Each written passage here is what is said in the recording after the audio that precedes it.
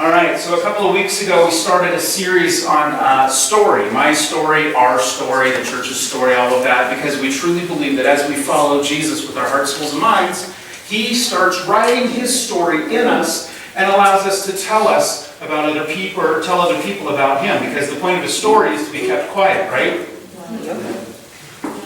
No, the point of a story is to be told. So we're telling the story, and part of what that means is that people of faith, everyday faith, are telling the story of God. But sometimes that feels a little mundane.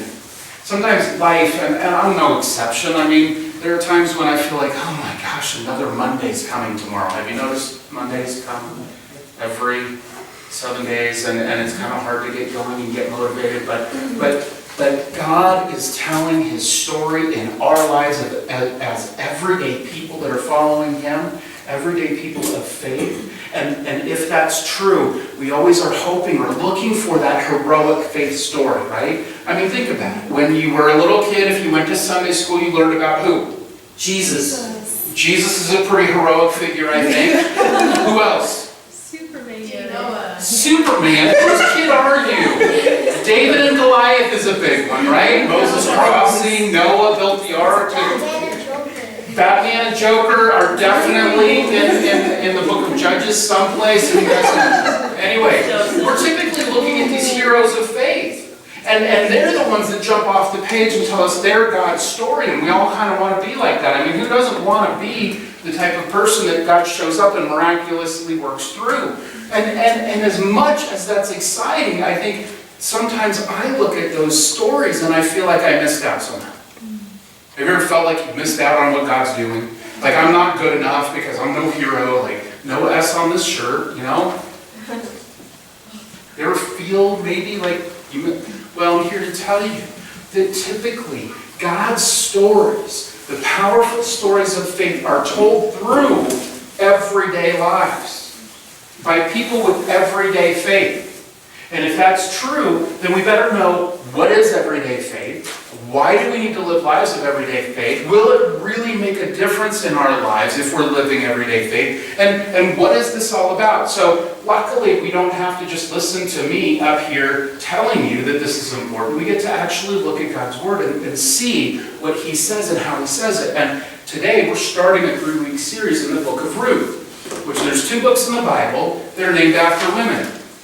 Not because the Bible hates women. In fact, the Bible does everything it possibly can to prop women up and help them out. But in these ancient times, women were treated differently. And so there's only these 2 books that are written about women. One is the book of Esther and one is the book of Ruth. And it's in the Old Testament. So if you've got your paper Bible, you're going to go kind of towards the beginning of that book. And you're going to look for, I just start with the table of contents and find the page number. But those of you that have the electronic Bibles on your phones, you can just type it in and search it out. Ruth chapter 1. Otherwise, I'm going to have the words up here on the screen for you so you can follow along that way, okay? Ruth chapter 1. Now, Ruth is the story of normal, everyday people.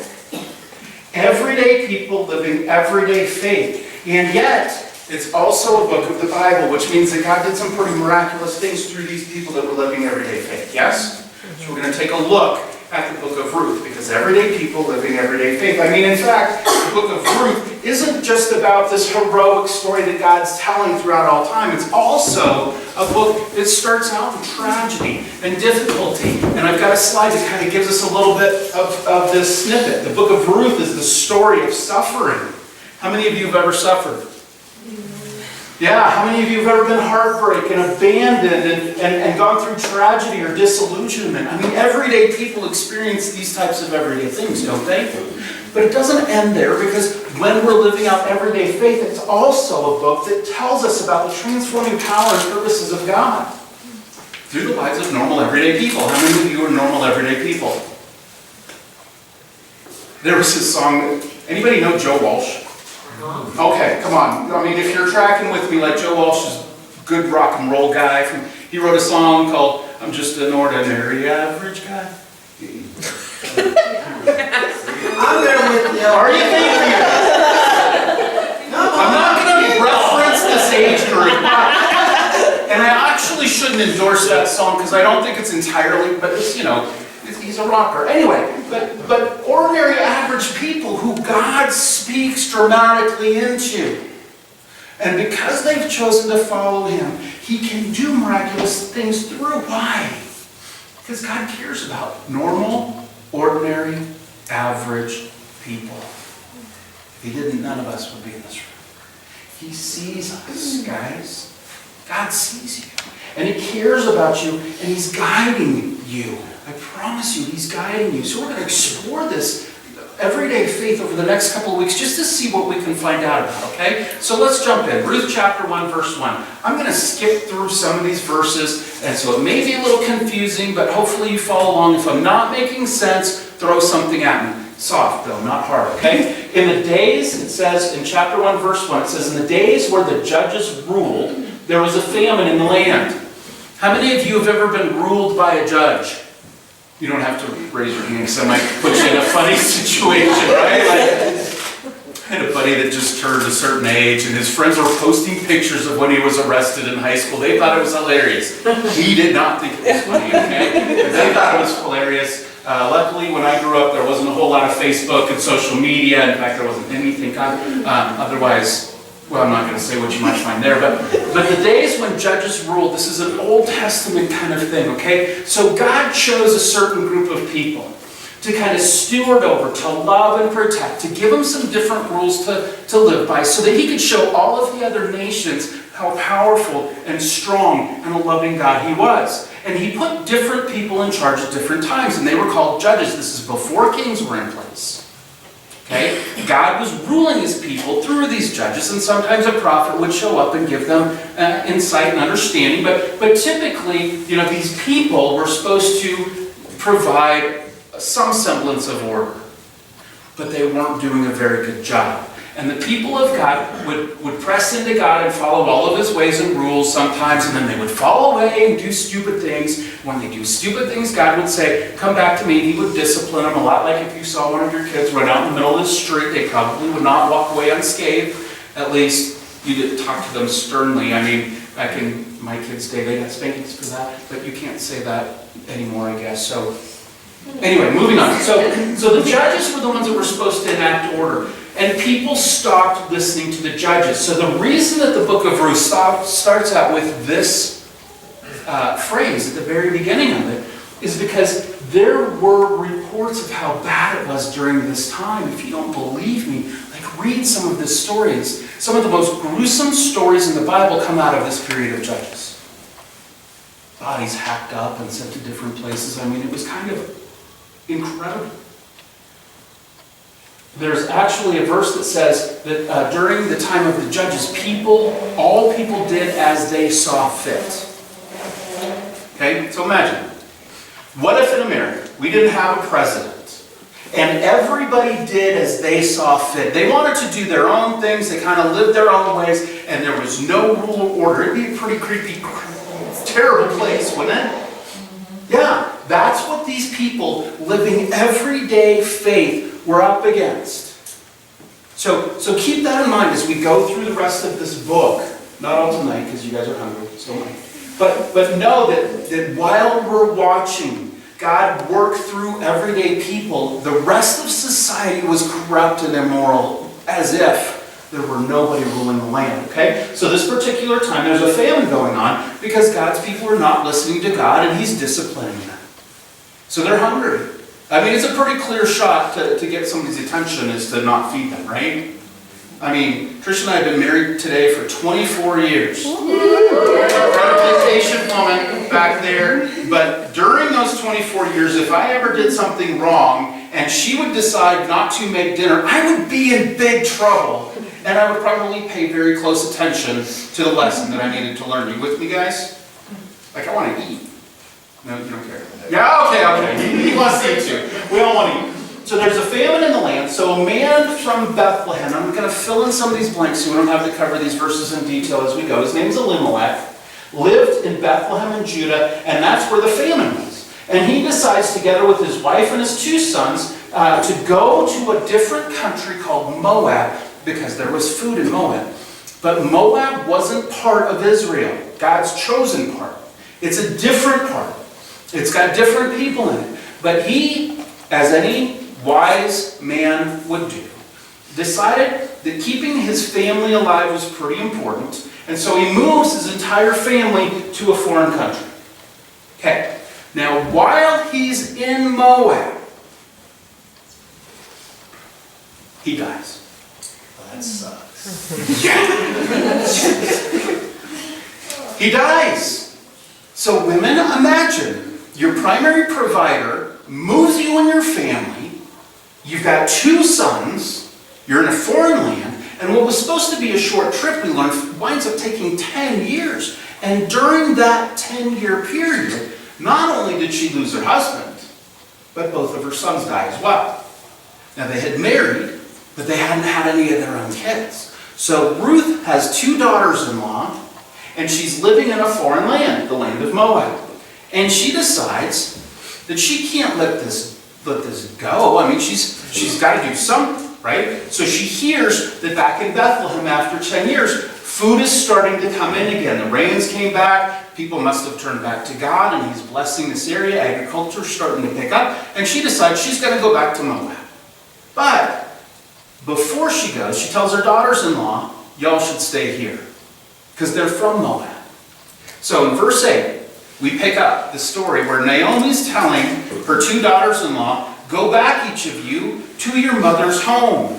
May the Lord show you kindness, as you've shown kindness to your dead husbands and to me. May the Lord grant that each of you will find rest in the home of another husband. Naomi is the woman that was married to, she's the mom, the mother-in-law, okay? And she's telling her 2 daughters-in-law, stay put. Because it's going to be better for you if you stay here. You're from here. I don't know what I'm going to do or how I'm going to provide. I can't guarantee any safety. I can't guarantee any security. And I don't know what's ahead for me. She must have been kind of older at this point in time. But she says, may the Lord show you kindness. And this word kindness, this is a special word that's used all throughout the Bible. It's called hesed. It's actually, if you pronounce it correctly, you got to use a little sound, okay? But I'm not very good at foreign languages. I'll try it for you anyway, okay? So it's chesed, okay? So turn to the person next to you and say it. Chesed. No? I don't blame you. I don't blame you. Make sure they've got a good, fresh piece of gum in their mouth before they do that. That's the word, but the word is unique and special because it means the loyal love of God. It's a covenant love. It's the love that God says, I choose you and I will never leave you or forsake you. It's the kind of love that says, no matter whether you love me back or not, I have chosen you and I will never stop loving you. And Naomi's saying to her daughters-in-law, may God's kindness like that be towards you. May his love, his covenantal love be with you, as you've shown kindness to your dead husbands and to me. Isn't it interesting that she's using the exact same word for God's love for people, for their love for others? Which tells us what?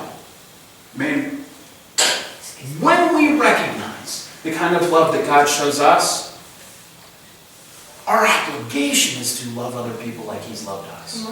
And don't we get it wrong, folks. Don't we get it wrong when unless you look like us, smell like us, taste like us, well, that's kind of weird, but believe like us, whatever else it is, our love ends for you. That is not God's love. Because God's love says, I have chosen you, I have picked you, you don't deserve it, but I'm going to give it to you and I'm going to commit it to you for the rest of your life, whether you love me back or not. That's the kind of love that God shows people. Okay, let's keep going. Kindness, may the Lord grant that each of you will find rest in the home of another husband. Again, during this time, if you were a woman, the only way that you could ensure that your safety was taken care of, that your security was, that you had a roof over your head, was to either have a male son or be married. Okay? Or maybe live with your parents. That might be the third way. Otherwise, you were in danger. Remember, this is a corrupt time. Okay? So, going a little bit further out after verse 9, the 2 daughters-in-law are kind of accompanying Ruth out of town. You know, like you might take her to the airport kind of thing. never take anybody to the airport because they're going to assume that every time you're going to pick them up from here. Okay, another movie reference. So they're traveling through town with Naomi, and she's telling them again, stay here, because you're more likely, I'll bet you, that their mothers in their homes in Moab already had a nice guy all picked out for them, right? I know this guy, he's going to take good care of you. And so Naomi's telling them to stay there. In verse 11, Naomi says, again, return home, my daughters. Why would you come with me? There's nothing where I'm going for you. This sounds like a really uplifting story, doesn't it? Like, oh, this is great. This woman lost her sons and her husband, and she's got these 2 daughters, and she's telling them don't come. It's just kind of a wreck right now, isn't it? She says, return home. Why would you come with me? Am I going to have any more sons who could become your husbands? And the Western mind, that's us, goes, wait, what? This is weird. And she goes on, return home, my daughters. I'm too old to have another husband. Even if I thought there was still hope for me, even if I had a husband tonight and then gave birth to sons, would you wait until they grew up? Gross, why is that there? Would you remain unmarried for them? No, my daughters, it's more bitter for me than for you, because the Lord his hand has turned against me. Seems a little bit weird, doesn't it? I never remember reading that. It's there. You probably just blocked it out of your mind because you're like, what? But here's the thing. Again, this society is built on men.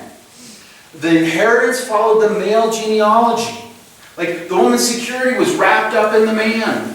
The woman stayed in the parents' home until she got married, and most likely it was arranged. Like, everything's going through the male-dominated part of this society. And if something happened to your husband, okay, and you did not have a male child, there was a law in place during this time to continue your clan, to continue your family name. And the law was that the man's brother would marry you if you were a woman, so that you could have a child, a male child. And when you had that male child, that child would actually inherit all of your daddy's brother's property. And you would actually get your daddy's brother's name. I know, it's not a custom right now, but that's how it worked in order to keep growing their tribes. Follow me? So when Naomi says to her daughters-in-law, might I have another son that you could marry? To them that was normal. Because Naomi knew that Ruth and the other daughter-in-law's name was Orpha, something like that. It's like Oprah, but not really. That's her name. She's not really in the story long, so I didn't give a whole lot of effort into it. Sorry, lady. Don't know your name. Anyway, so, what was I? Oh, that's why she's asking her daughters-in-law if they would be willing to wait, which is a redundant question, for her to have another son so that they could have male heirs. Okay? So, all along, I think the only thing that I'd like to point out here is the Lord's hand has turned against me. Naomi really feels like all kinds of questions, of potential pitfalls with her God that she loves. She knows he's involved, and she doesn't understand what's going on here. But she knows that at least it's him that is guiding her steps, as painful as they may be. Let's keep going. Okay, verse 16. So Ruth actually is told by Naomi to go home 3 times. Think about that for a second. If somebody told you, I don't want you to come with me 3 times, would you just keep going with them? Some of you may. Some of you may not. But watch what Ruth says. Ruth replies, Naomi, don't urge me to leave you or to turn back from you. Where you go, I will go, and where you stay, I will stay. Your people will be my people, and your God my God. Where you die, I will die, and there I will be buried. May the Lord deal with me, be it ever so severely, if even death separates us. This is one of the climaxes of this book. And some of you have probably heard this at some point in your life, no matter how familiar you are with biblical chapters and verses. Because this right here is a covenant that we use and recognize as a beautiful thing. Ruth is saying to Naomi, listen, lady, in the nicest possible daughter-in-law language, because some of you are daughters-in-law, and some of you probably would rather use all kinds of different language with your mother-in-law, would you not? Oh, you, okay. Church. Yeah, in church. You love your mother-in-law. She's the great, anyway. But Ruth is making this declaration that's basically saying, I've known you, and I love you. And not only do I love who you are as a person, but I know that you're going through a difficult time. And I don't want you to do that alone. But not only do I know that you're going through a difficult time, and I don't want you to be alone, I know what's really important. And what is that? Your God will be my God. See, Ruth isn't part of the Israelite clan, only by marriage. And her husband's dead. The guy that got her in the party, he's not there anymore. But she's learned enough to know that the God of Moab is no God compared to the God of Israel, the God that Naomi serves and loves. Ruth somehow fell in love with Naomi's God and said, I don't want to stay in this place because that God's not served here. I want to go with you because you are serving the true God. You're serving the true God. So, may I be dealt with ever so severely by God Himself. If even death separates us, I'm going to go with you to the end of the earth. Wherever He leads us, wherever He directs us, I'm throwing all of my hopes and all of my desires and all of everything that I know on you and your God, trusting in Him. Now, let's see, this was 17. So verse 18 says, when Naomi realized that Ruth was determined to go with her, I'm sure it was very moving. Imagine being a widow that was older, not having any idea, but your daughter-in-law's like, no, we're going. I'm going with you. I'm going to support you. I'm going to help you. And we're going to serve God together wherever we end up. That probably was a huge sigh of relief to a woman who had to be grieving beyond words at this point. But when she realizes that Ruth is determined, she stops urging her to stay behind. And so the end of the chapter says that both of the women arrived in Bethlehem as the harvest was beginning.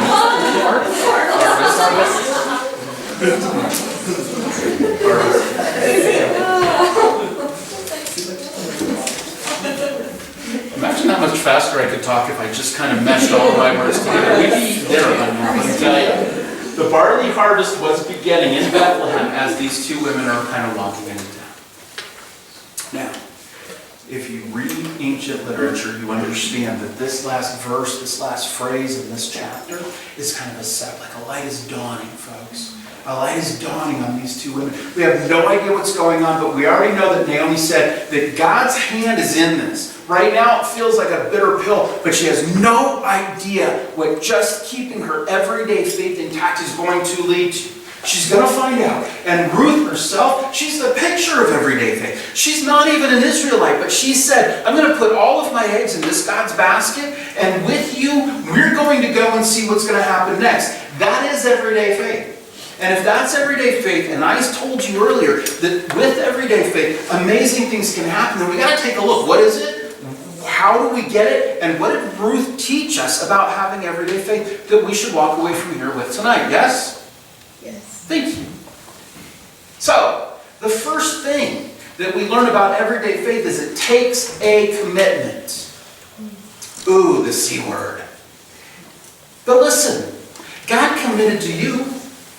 He committed to you. If that word has said that loyal love, that unfailing faithfulness is true, and He's chosen you from the beginning of time to love and to pour himself into. Man, he's already made a bigger commitment to you than you could ever make to him. But look at what Ruth does. She says, I'm going. Don't urge me to stay. I am going. She's totally committed to this. She has no idea what's ahead, but she knows what's behind. She knows what happens if she stays. She stays in a city, in a town, that's worshiping a God that she knows isn't the true God. She's staying in a place where her relatives are. Imagine what she left behind, guys. Her parents are there. Her future husband, her mom, I guarantee you, her mom's already got him picked out. Otherwise, she's probably going to get signed to a season of The Bachelorette. One way or another, she's going to have a husband, okay? She's gonna. But she says, I don't want to stay. I don't want to stay in the old places. I don't want to stay the old person. I've had a taste of what real life looks like, and I want to continue, so I'm going. Don't urge me to be part of this old life, this old way. Just don't make me stay. Instead, she says, let's return to God. Now, Naomi had made this decision already. She's going back, right? And one of the things that we have to learn if we're going to live out our everyday faith is not only that it's going to take a total commitment. There are some things that we're going to have to leave behind, folks. Look. And it's not all going to be easy stuff. Yeah. I wish that when I put my faith in Jesus, that this wasn't as hard as it is. And it's easy in some areas. I had a buddy in high school that when he came to Jesus, he used to be a big Billy Idol fan. Again, some of you have no idea who Billy Idol is, okay? But I'll give you a little hint. With a rebel yell, okay? That's I cried more. Okay, too much of a hint. But he felt so convicted to his old life because he was this huge Billy Idol fan that he burned all of his records. Yes, records, because that's what they had in those days, folks. And cassette tapes. I wasn't quite the 8-track guy because I missed that by a couple of years, thank God. I think the car that I drove had an 8-track player in it, but I never had any 8-tracks. Okay? But I did have cassettes. CDs weren't quite out yet. But he burned all of his old records. And it was a huge sacrifice for him. But do you think that was the end of his commitment and his having to sacrifice and give up the old stuff? No. I mean, honestly, thank God, because Billy Idol wasn't that great anyway. All right? I mean, but when it comes to abandoning the old, there's something that clings to you, that you hold on to, that's kind of your secret thing, your secret pleasure. And man, that thing, that's hard to let go of sometimes. That's the really hard part of abandoning the old. And I don't know what it is for you, but I promise you that it's there. Abandoning the old and returning to God, what does that mean? Well, every time we find ourselves living the old way, we have to go right back to God. See, anytime it gets hard to have faith, what do? We run the other way. I did it over and over and over again, I promise you. I ran towards anything that sounded like a reasonable way to find fun, happiness, and joy apart from God. And every time, folks, it was not the same. But I still find myself going, oh man, there's this thing. And so I have to learn how to, for everyday faith with this total commitment, return to God every day. And I'll tell you what, sometimes more than once a day. It's not like Aleve, it's more like Advil. Okay? Returning to God means that I recognize when I'm stepping off of His way. And His way isn't meant to punish me. His way is because He loves me. And so when I step off His way, it's almost like I'm saying to somebody that I care about, I don't care about you.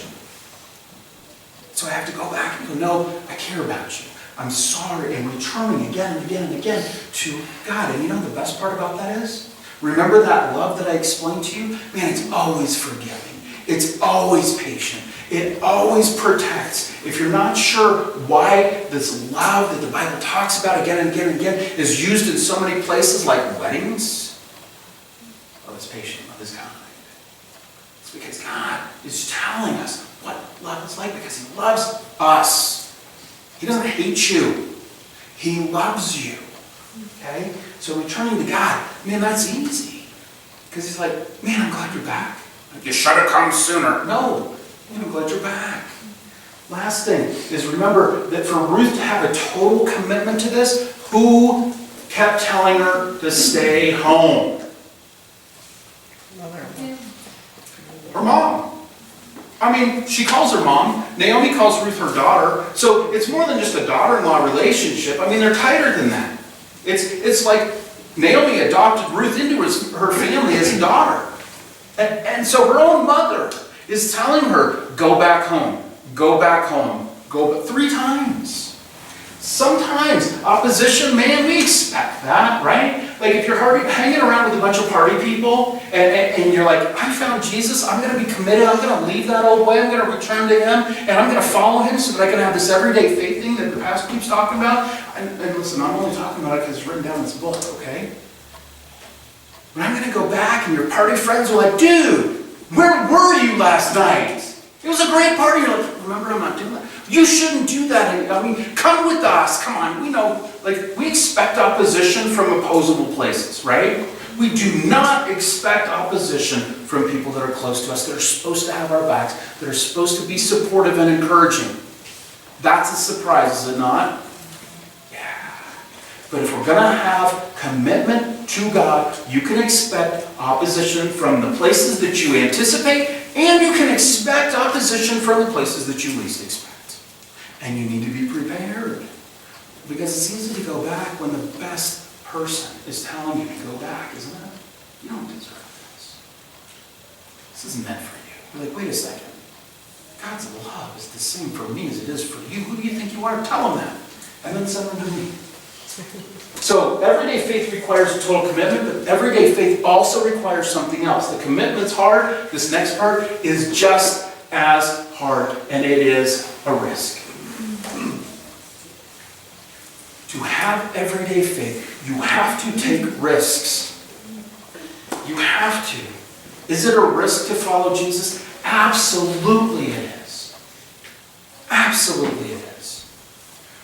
Ruth said, I have no idea where we're going. I have no idea how you're going to take care of this situation. I have no idea She probably never even been to Bethlehem. But she said, we're going. I'm going all into this. I'm going all in, and it makes no logical sense. I should stay at home with my parents until I find a replacement husband. And then everything will be okay with me. She said, no, I'm going to take this faith risk because I know that God is in this, and I am going to tell Him no matter what, I'm following Him with all of my heart, soul, and mind. As much as I know what that is at this point. But I'm going to follow Him, and I'm going to put it all on the line. My notes say that she left her homeland. She didn't have any understanding of what the future place would look like. She left all of her parents and relatives. She left everything that was familiar for strangers. And she had no way of knowing how she was going to be provided for. But she said, let's go. Naomi, you're not leaving me here. We are going together. Don't tell me to stay. Don't urge me to leave you. Where you go, I'm going. As crazy as it sounds. And she gave it all to God. She gave it all to God. Now, to have everyday faith takes a total commitment. And we have to take a pretty big risk to follow Him, right? So why do we do it? How do we know? Other than that word that I shared with you that I asked you to spit in your neighbor's face? Other than that word. Like, how do we know? Well, who is Ruth?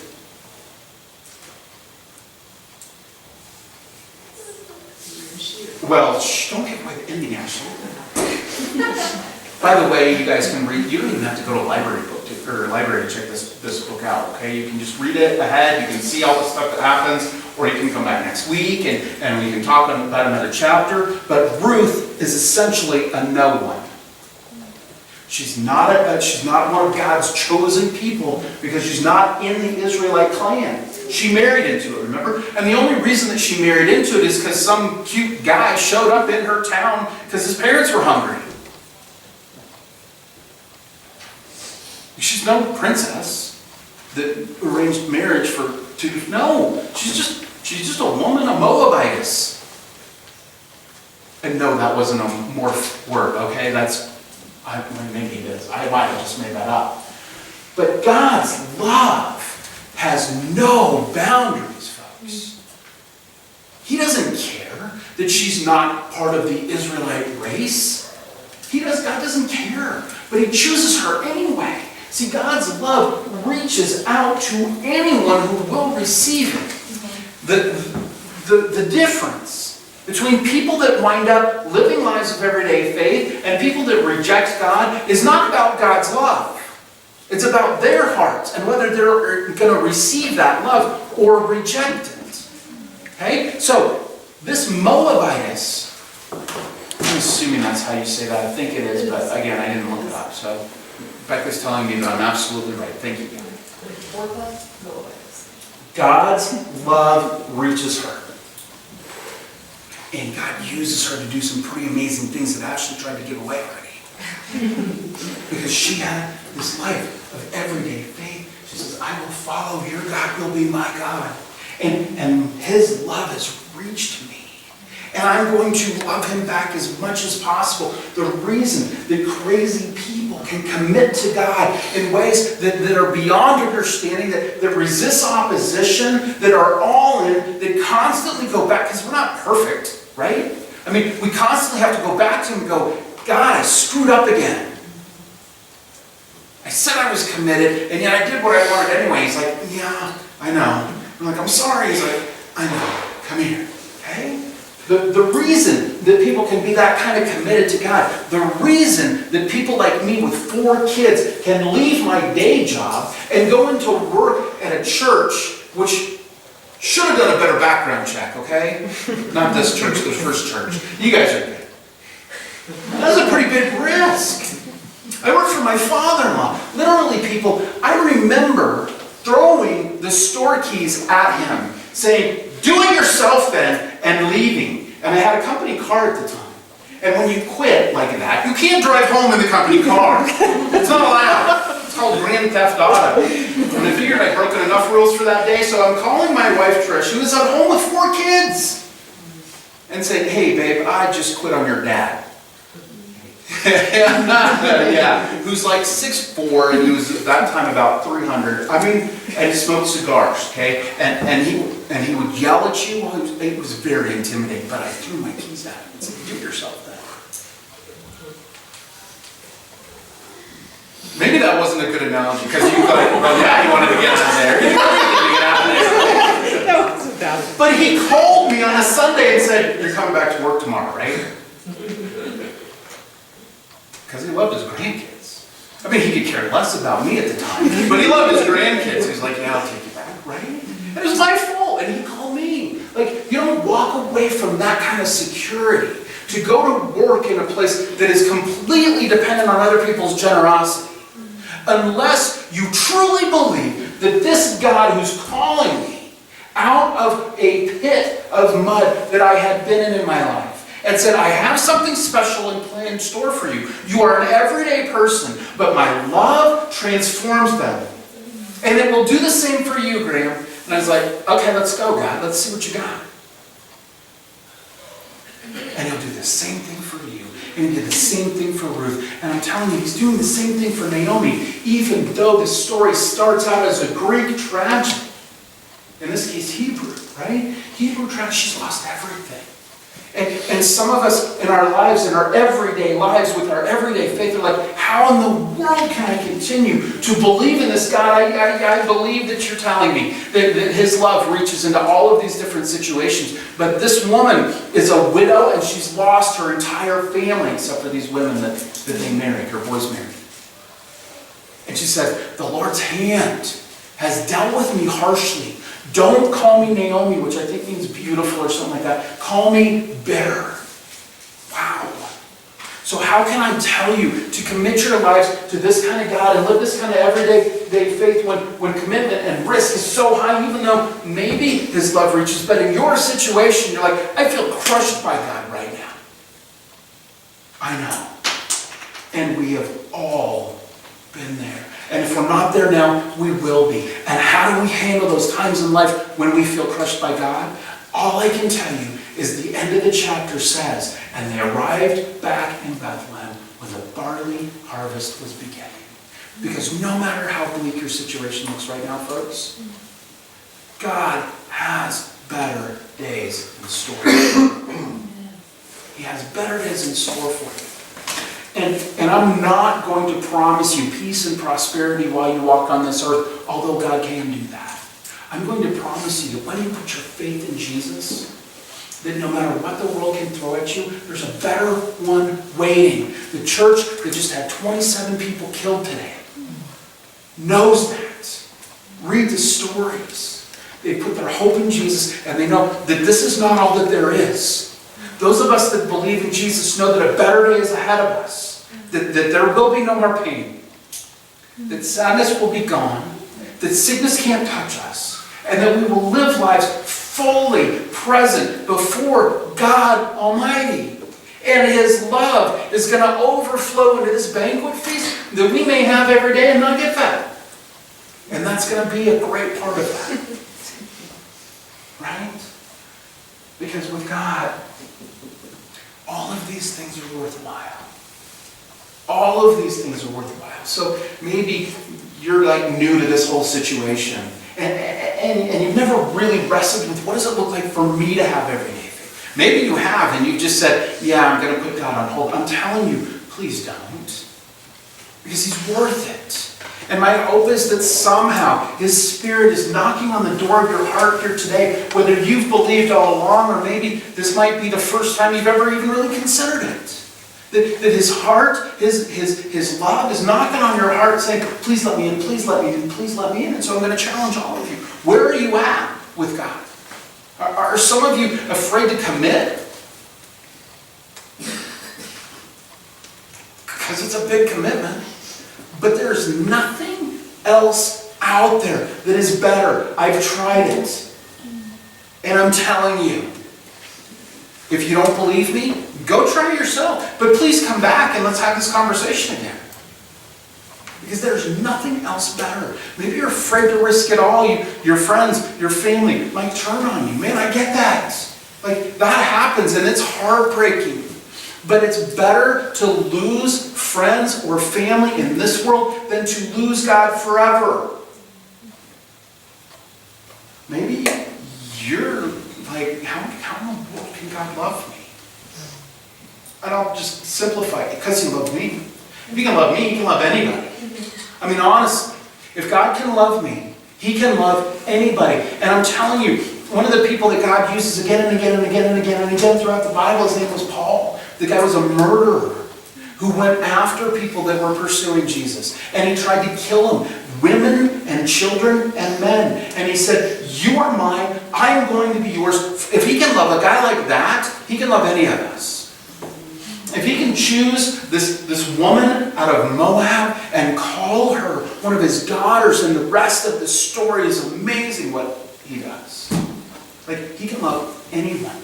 So maybe you're here today and you're having a hard time just even really considering that God of the universe, who created all of this stuff, loves you. He loves you. And He died for the most precious thing that He had, His Son. He sent to the earth for you.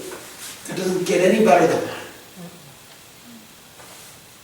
Maybe you're struggling with His love and how maybe you're in the midst of a difficult situation. And I'm sorry. It's no fun. I know. It's no fun. And life is tough sometimes. And man, the only thing that I really know about life is we're not all going to make it out of life. In fact, all of us will die. There's not a lot of hope in that unless you have Jesus. Because with Him, no matter what happens here, we always have heaven to look forward.